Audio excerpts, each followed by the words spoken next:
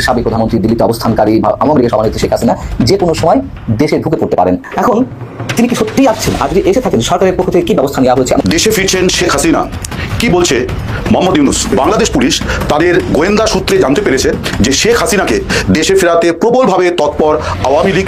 প্রিয় দর্শক, এইমাত্র সর্বশেষ গরম বাংলা সংবাদ। এবার প্রকাশ্যে জয় বাংলা জয় বঙ্গবন্ধু স্লোগানে মাঠে নেমেছে আওয়ামী লীগ, যুবলীগ, ছাত্রলীগ। তবে কি শেখ হাসিনা বিদের বেশে বাংলাদেশে ফিরতে চলেছেন? তো আজকের ভিডিওটি খুব গুরুত্বপূর্ণ হতে চলেছে, না টেনে স্ক্রিনের মাধ্যমে পরিপূর্ণভাবে দেখে আসি। তো প্রিয় দর্শক, ভিডিওটি ভালো লাগলে এটা লাইক করবেন আর কমেন্ট করে মতামত জানাতে ভুলবেন না।